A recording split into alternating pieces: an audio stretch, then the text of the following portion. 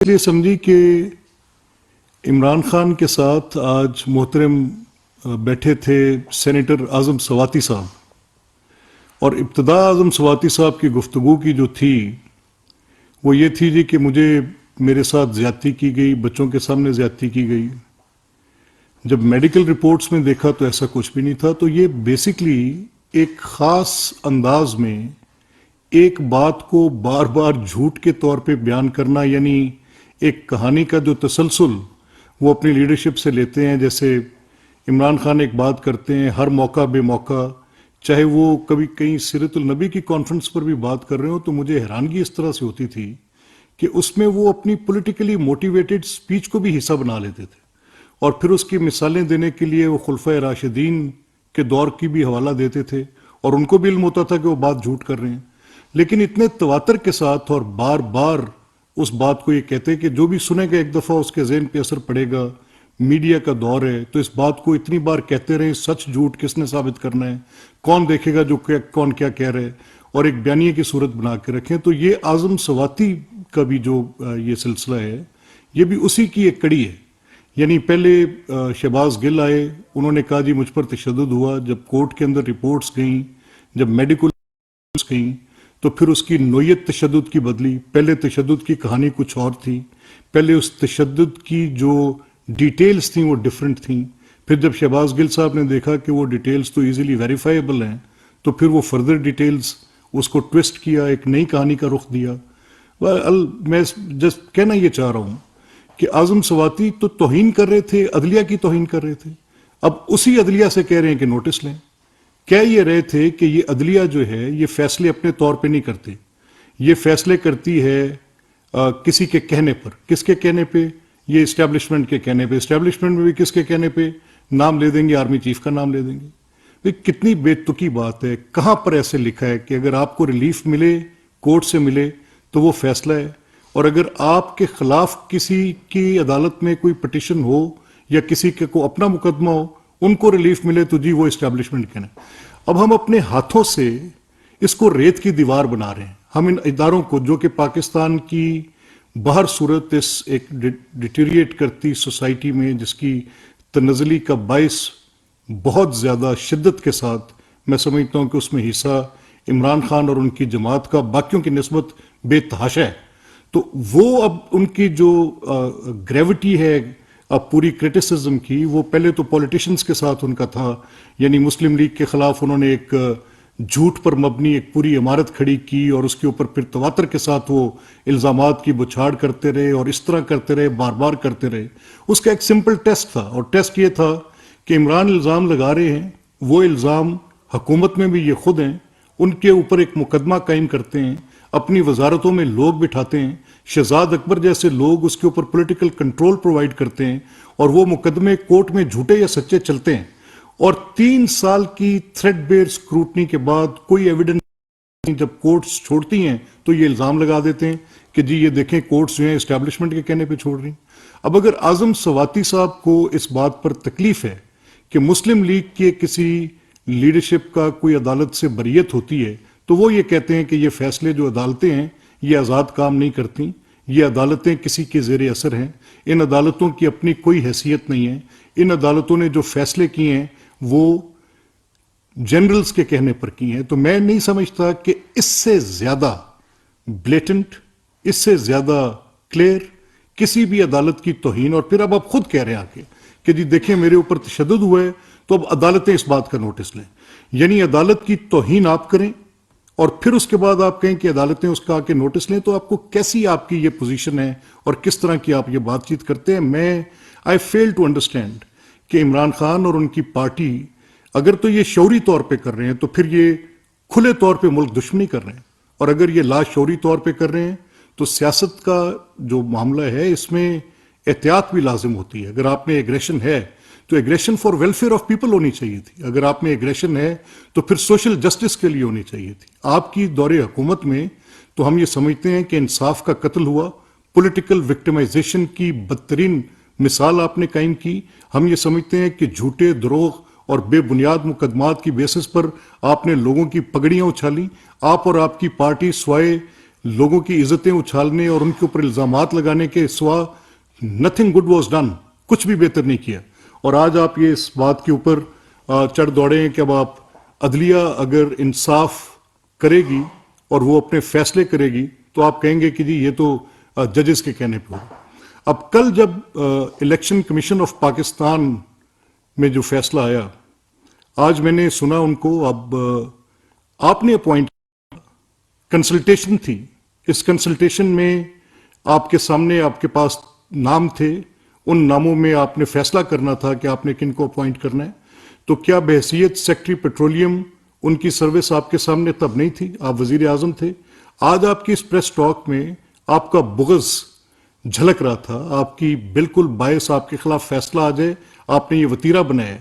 بھلے سے وہ سپریم کورٹ فیصلہ دے. وہ جب 5 ممبر بینچ نے فیصلہ دیا جس میں honourable chief justice Umar Ata Bandial تھے، جس میں جسٹس منیب فاروق تھے، جس میں جسٹس اعجاز الاحسن تھے، جس میں جسٹس مندوخیل تھے، اس فیصلے میں آپ نے جب فیصلہ آپ کے خلاف آیا تو آپ کی پاکستان تحریک انصاف کے لوگوں نے ججز کو، ان کی فیملیز کو، ججمنٹ پر بات نہیں تھی، ان کے اوپر بے بنیاد الزامات، ان کے اوپر آپ نے ٹرولنگ کی، سوشل میڈیا ٹرینڈز بنائے، بے تحاشا آپ نے سپریم کورٹ کے اوپر بھی اسی طرح سے جیسے آج الیکشن کمیشن کے اوپر آپ نے کہا. یعنی کرنا آپ یہ چاہتے ہیں کہ اتنی زیادہ اس سوشل میڈیا کے ذریعے اور اس کیمپین کے ذریعے ملائن کیا جائے اور پریشر ڈالا جائے کہ آپ کے جو جرائم ہیں ان کے اوپر پردہ پڑے.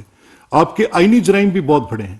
آپ نے جو یہ زیادتیاں کی ہیں جس میں آپ نے جب آپ کی گورنمنٹ گئی اس وقت کی جو صورتحال تھی وہ بھی کسی ڈھکی چھپی نہیں.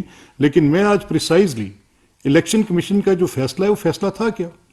الیکشن کمیشن نے آپ کے خلاف یہ فیصلہ دیا کہ آپ نے ایک مس ڈیکلریشن کی ہے، آپ نے جھوٹ بولا ہے، آپ نے یہ کہا کہ میں نے یہ جو تحفہ تھا، ایک خطیر رقم، اس کی ایک بیش بہا قیمتی تحفہ، اور اس تحفے سے وصول ہونے والی رقم فلاں اکاؤنٹ میں دی، اور اس اکاؤنٹ میں دینے کے بعد وہ ریاست پاکستان کے ایکسچیکر کے پاس. تو آپ کی یہ تینوں باتیں جھوٹ تھیں.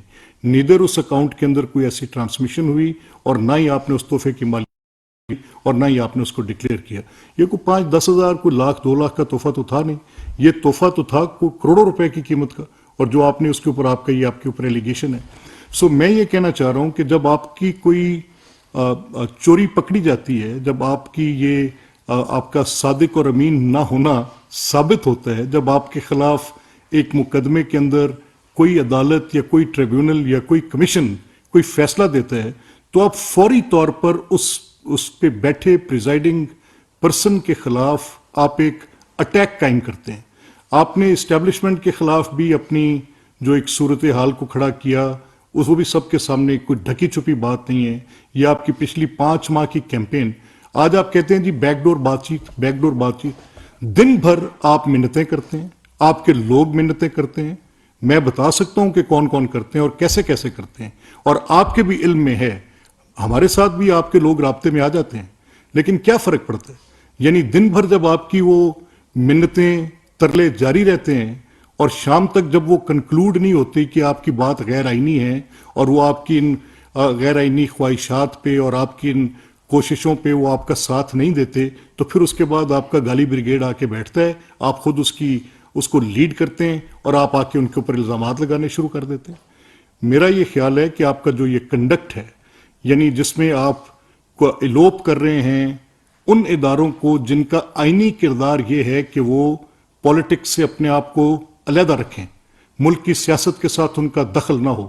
ان کا آئینی کردار یہ ہے کہ وہ پاکستان کی سیاست کو اپنے طور پر چلنے دیں. آپ یہ کہتے ہیں، برملا کہتے ہیں، پبلکلی کہتے ہیں، اور آپ کہتے ہیں یہ میرا بیانیہ ہے، آپ کہتے ہیں کہ نیوٹرل رہنا جرم ہے. آپ یہ جرم کر رہے ہیں.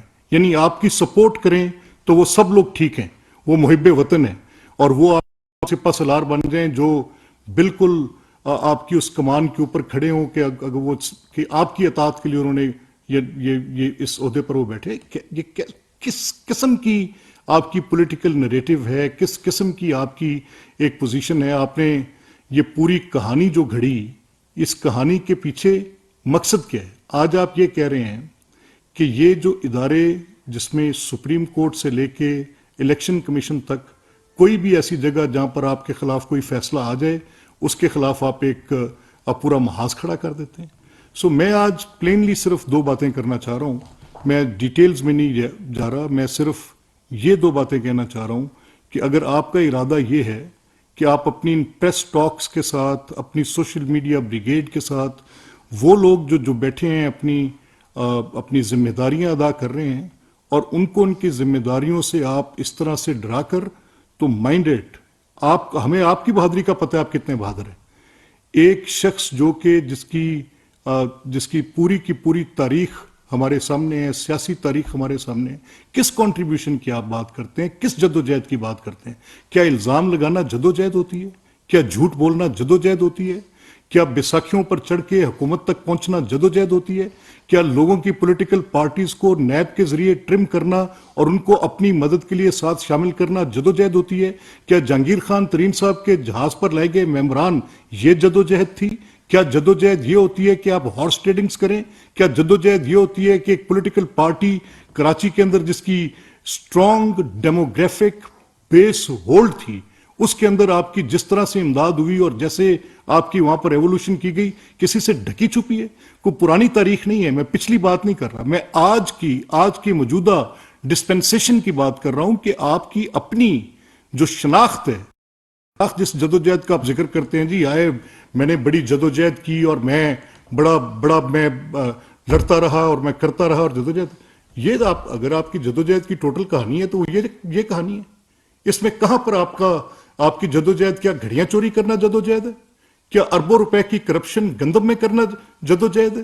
کیا چینی کے اربوں روپے کے ڈاکے ڈلوانا اور لوگوں کی ملوں کو ان کو بینیفٹ کرنا اور پالیسیز چینج کرنا, trade policies, export policies change کرنا, ملرز کو اس پوری مافیا کو جس کے خلاف آپ کہہ رہے تھے میں جدوجہد کروں گا ان کو بینیفٹ کرنا, یہ جدوجہد تھی سر؟